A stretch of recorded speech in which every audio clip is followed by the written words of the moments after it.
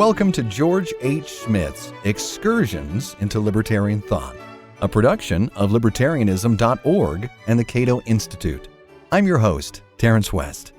Herbert Spencer, Henry George, and the Land Question, Part 2, by George H. Smith. Smith discusses the mutual misunderstandings of Spencer and George's effective criticism of Spencer's weak defense of private property. Herbert Spencer objected vehemently to the, quote, libelous statements by Henry George in A Perplexed Philosopher, 1892. In a letter to an American correspondent on January 6th of 1893, Spencer identified two direct falsehoods.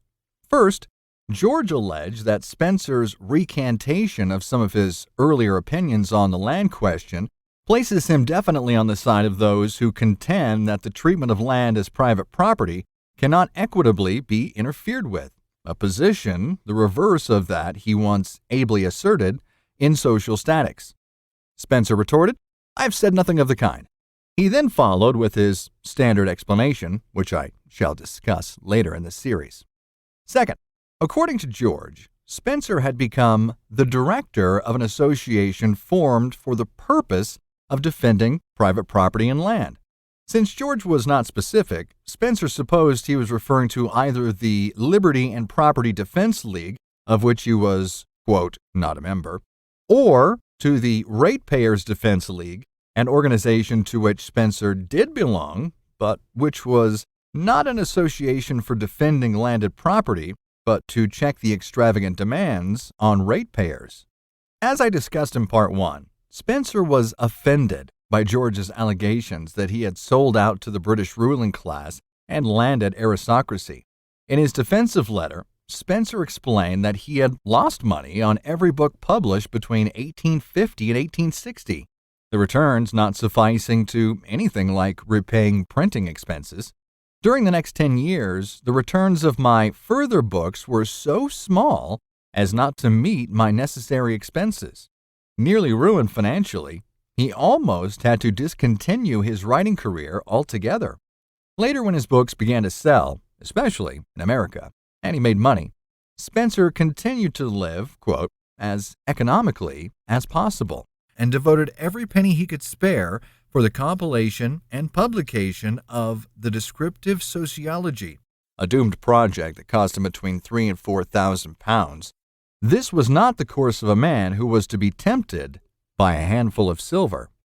If George meant to say that Spencer changed his position from an anxiety for honors, then no allegations more absolutely at variance with well-known facts could be made. Spencer had declined dozens of academic honors, and if George meant to say that Spencer was seeking political favors, then, quote, I could not have gone about to achieve them in more absurd ways. Spencer, after all, had ridiculed the reasoning of two prime ministers, Gladstone and Salisbury. To speak disrespectfully of two men who had in their hands the distribution of such honors was scarcely the path to political patronage. If Henry George was unfair when he accused Herbert Spencer of selling out, we should not suppose that Spencer was any more fair to George. Even before George published his lengthy critique in 1892, Spencer had repeatedly written of George's ideas with contempt, referring to them as socialistic or communistic. In The Sins of the Legislators, 1884, reprinted in The Man versus the State, Spencer wrote that Henry George and his followers believe that the individual has no rights but what the community may equitably override. To this charge, George, in A Perplexed Philosopher, shot back, "In nothing I have ever written or spoken is there any justification for such a characterization."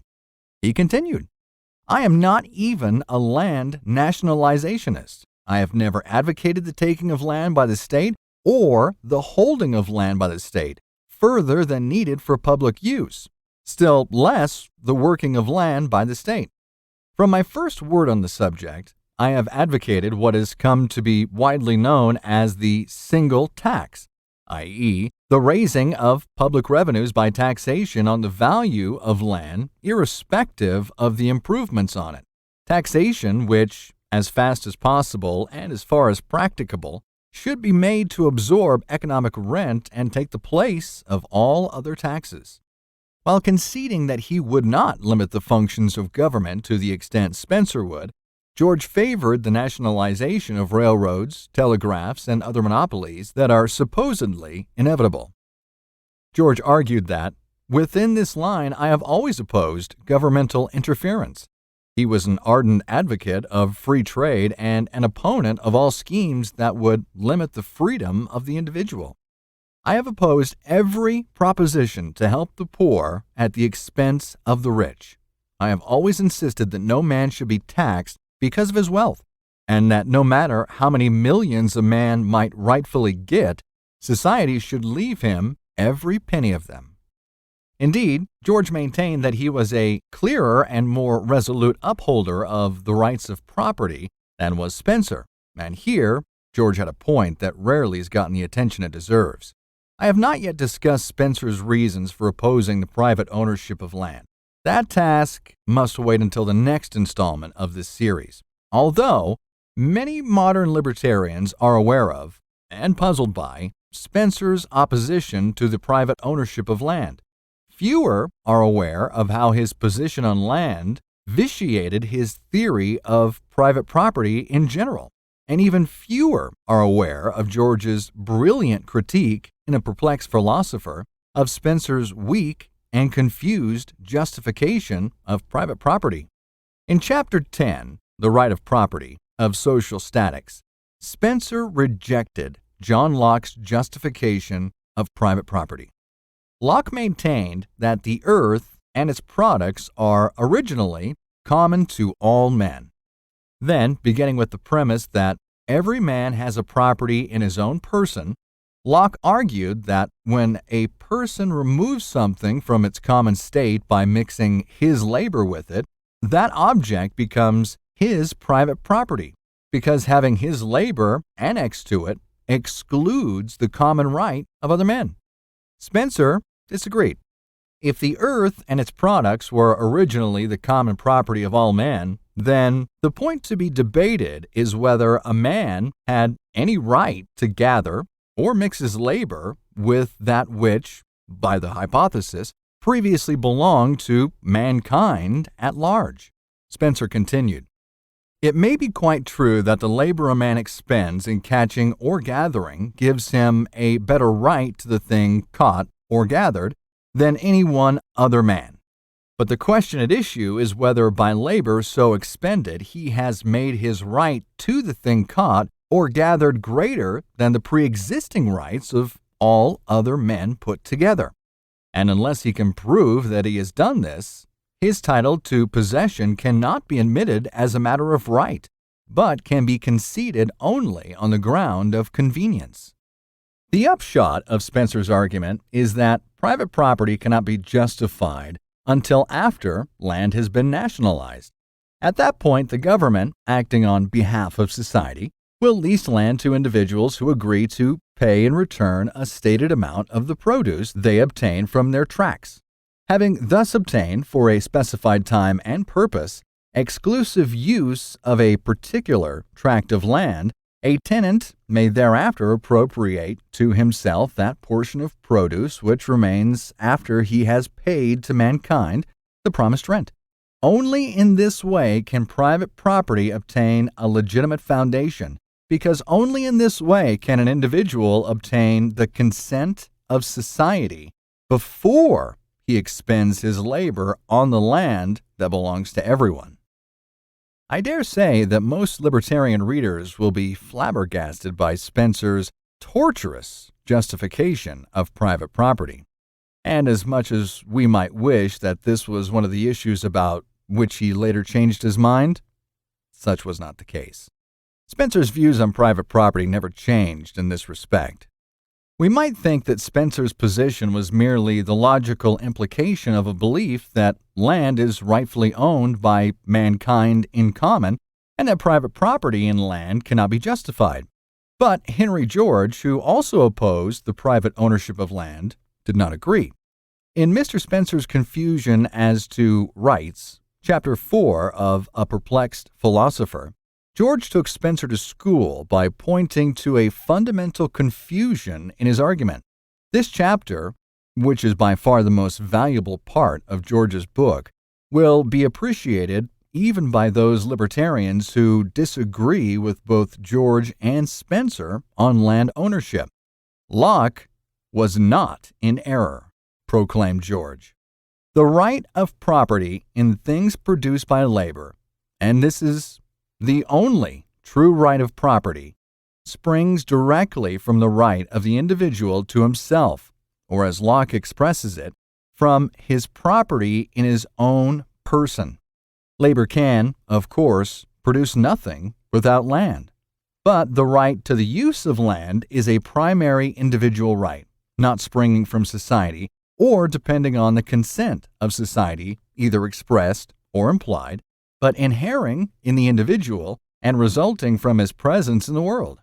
Men must have rights before they can have equal rights. Spencer's fundamental error, according to George, was his failure to understand the difference between equal rights to land and joint rights to land. To have equal rights to a thing means that each person has a right to use all or any part of the thing that no other of them is using. But where men have joint rights to a thing, as for instance to a sum of money held to their joint credit, then the consent of all others is required for the use of the thing or any part of it by any one of them. According to George, the rights of men to the use of land are not joint rights. They are equal rights. Suppose there were only one man on earth. That man would obviously have the right to use the entire earth or any part of it. Now suppose the earth becomes inhabited by one more person. In that case, the right of the original inhabitant would not be abrogated. It would only be limited by the equal rights of the other inhabitants. His right to use the land would still be a direct, original right, which he holds of himself, and not by the gift or consent of others. In other words, he would not require the consent of everyone else before acquiring the right to use the land. So he would not require their consent before claiming private property rights in whatever he produced by his own labor. George concluded, if we keep this idea of equal rights in mind, the idea, namely that the rights are the first thing and the equality merely their limitation, we shall have no difficulty. It is through forgetting this that Mr. Spencer has been led into confusion. George noted that Spencer had argued for equal rights to land in Chapter 9, the rights to the use of the earth, of social statics. But then he shifted, imperceptibly and illegitimately, to the notion of joint rights to land in Chapter 10, the right of property. This was a momentous error, one that rendered Spencer unable to establish a clear and indisputable right of private property. Chalk one up to Henry George. This has been Excursions into Libertarian Thought, a production of libertarianism.org and the Cato Institute. To learn more about libertarian philosophy and history, visit www.libertarianism.org. I'm Terence West. Thanks for listening.